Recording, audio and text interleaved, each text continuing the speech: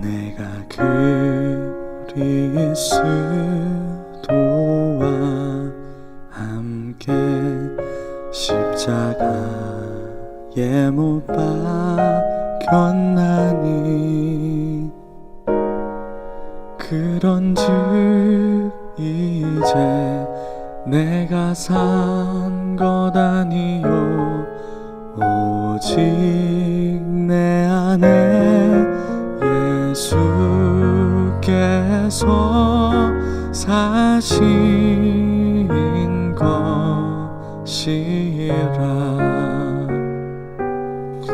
이제 내가 육체 가운데 사는 것은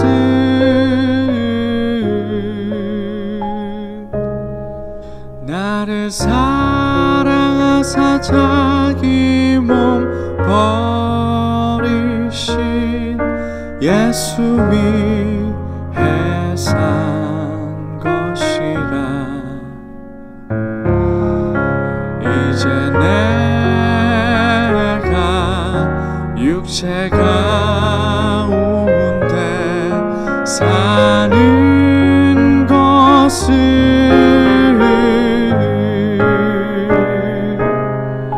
나를 사랑하사 자기 몸 버리신 예수 위해 산 것이라.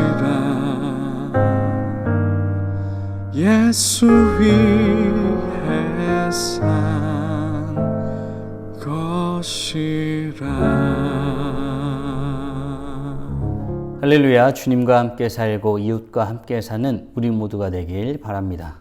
오늘 말씀은 하나님의 말씀대로 바벨론의 느부갓네살 왕이 예루살렘을 칠 때에 일어난 일에 대해서 다루고 있습니다.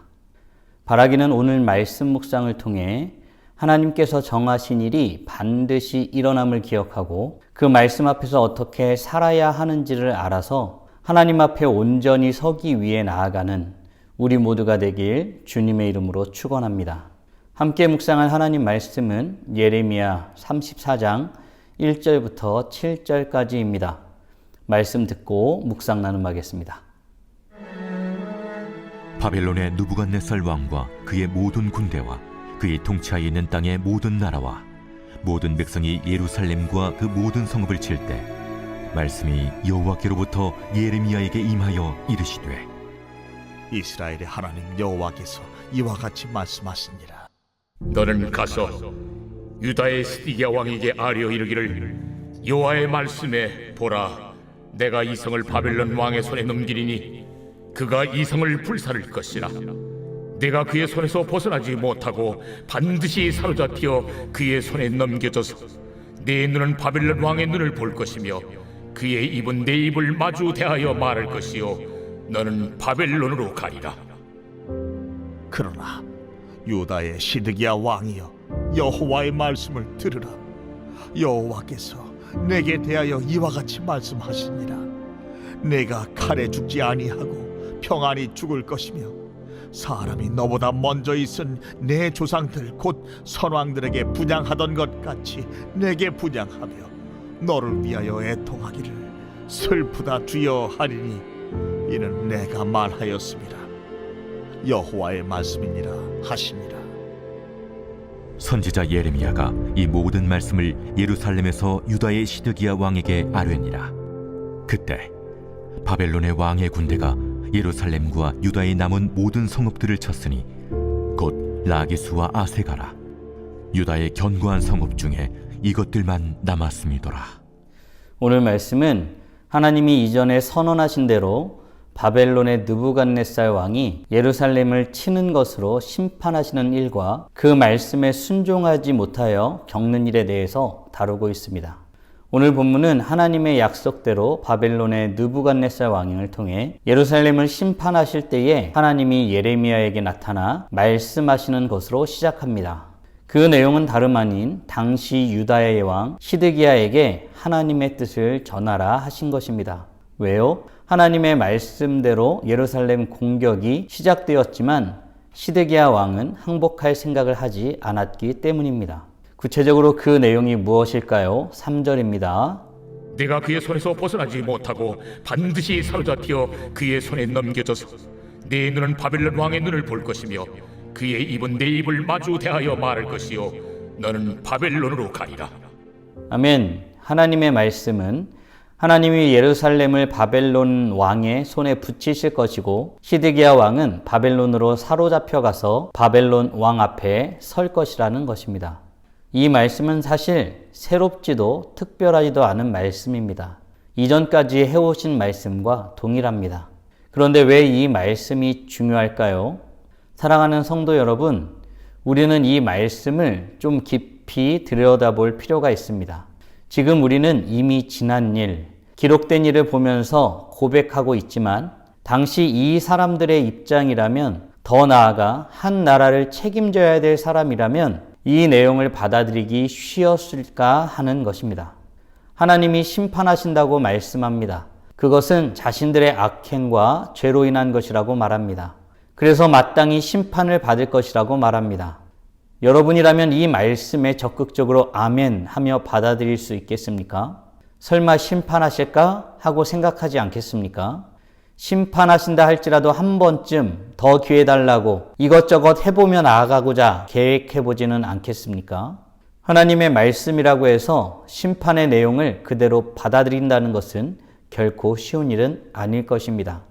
왜 하나님의 말씀, 심판의 말씀을 받아들이기 어려울까요? 하나님의 심판을 받아들이는 것은 심판받아 마땅한 죄인임을 인정하는 것이기 때문입니다. 심판을 받아들이는 것은 자신이 마땅히 심판받을 대상이라는 것으로부터 시작합니다. 그러나 거꾸로 생각해보면 심판을 마땅한 것으로 여기고 하나님 앞에 선다고 하는 것은 이는 그 안에서 엄청난 일이 일어나고 있음을 또한 반증하는 것이기도 합니다. 그런 의미에서 심판을 수용하는 일은 중요한 일입니다. 무슨 말입니까? 과연 무슨 일이 심판을 받아들이는 사람 앞에서 일어나게 될까요? 하나님을 심판주요 구속주로 인정하는 것입니다. 말씀대로 선언한 대로 된다고 믿는 믿음이 있는 것입니다. 동시에 그 하나님을 고백할 때에 하나님 앞에 회개함으로 나아가게 됩니다. 오직 해결점이 주님밖에 없기 때문입니다. 바라기는 우리 모두 이런 축복을 누리는 복된 하나님의 자녀들이 되시길 주님의 이름으로 축원합니다. 만약 이렇게 하나님 앞에 온전히 서는 일, 회개하는 일이 없으면 우리는 날마다 자신의 죄를 합리화하며 핑계만 대며 살아갈 것입니다.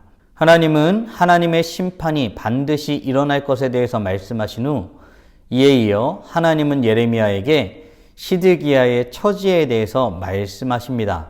과연 무슨 내용일까요? 4절, 5절입니다. 그러나 유다의 시드기야 왕이여 여호와의 말씀을 들으라.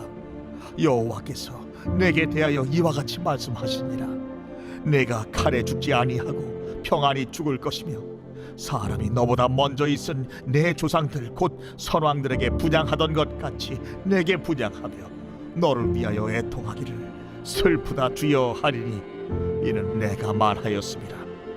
여호와의 말씀이니라 하시니라. 아멘. 하나님은 시드기야가 전쟁에서 죽지 않을 것이라고 말씀하십니다. 그는 후에 늙어 평안히 죽게 될 것입니다. 뿐만 아니라 백성들도 시드기야의 죽음을 애통해 할 것입니다. 예레미야는 시드기야에게 하나님의 뜻을 전합니다.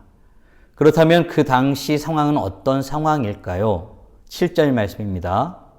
그때 바벨론의 왕의 군대가 예루살렘과 유다의 남은 모든 성읍들을 쳤으니 곧 라기스와 아세가라. 유다의 견고한 성읍 중에 이것들만 남았음이더라. 아멘. 이제 남은 것이 없습니다. 예루살렘 외에 남은 성읍은 애굽의 도움을 기대하며 항전하고 있는 라기스와 아세가 뿐입니다. 하나님은 이 과정을 통해 전하시는 메시지가 있습니다. 하나님이 이미 선언하였음에도 불구하고 저항하는 것이 얼마나 어리석은 것인지를 알게 하시는 것입니다. 우리가 하나님의 말씀 앞에, 하나님의 선언 앞에 할 수 있는 것은 과연 무엇일까요? 고집 피우며 불순종을 정당화할 것이 아니라 하나님의 긍휼을 구하고 주님의 자비를 구하며 나아가는 것일 뿐입니다.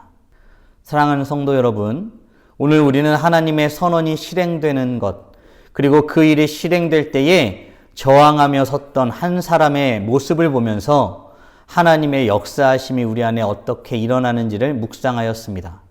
질문을 통해 오늘 말씀을 정리하고 하나님의 말씀을 더욱 깊이 묵상해 보길 원합니다. 우리는 여호와 하나님이 선언하신 대로 그대로 이루심을 믿으십니까? 아울러 그것이 심판의 내용이라 할지라도 하나님을 인정하고 우리의 부족함을 있는 그대로 고백하는 것이 참된 축복임을 믿으십니까? 바라기는 우리 모두가 하나님의 말씀이 이루어짐을 믿고 하나님 앞에 겸손한 마음으로 순종의 자세로 나아가는 복된 하나님의 자녀들이 되시길 주님의 이름으로 축원합니다. 오늘도 하나님의 말씀과 행하심을 그대로 인정하는 마음으로 말미암아 찬란하게 빛나십시오. 다 함께 기도하겠습니다. 살아계신 하나님 감사합니다. 오늘도 복된 날을 허락하여 주시고 거룩하신 하나님의 뜻을 쫓아 나아가게 하심에 감사드립니다. 먼저 우리 안에 주님의 말씀, 주님의 뜻은 반드시 이루어짐을 고백하는 믿음을 허락하여 주시옵소서. 뿐만 아니라 거룩하신 하나님의 말씀이 실행될 때에 하나님의 놀라운 역사하심이 분명히 있사오니 우리가 그 말씀에 겸손함으로 주님의 긍휼과 자비를 구하며 나아가는 복된 하나님의 자녀들이 될 수 있도록 은혜 내려 주시옵소서. 하나님 앞에 겸손히 서게 하시고 하나님을 바라보게 하시고 하나님의 뜻이 있는데도 불구하고 우리가 대항하고 저항하는 것은 아무 의미 없는 일임을 알고 주님을 더욱더 간절히 찾고 주님 앞에서는 복된 하나님의 자녀들 될 수 있도록 은혜 내려 주시옵소서. 주님을 바라고 주님 앞에 나아감으로 찬란하게 빛나게 하여 주시옵소서. 이 모든 말씀 우리 주 예수 그리스도의 이름으로 기도드리옵나이다. 아멘.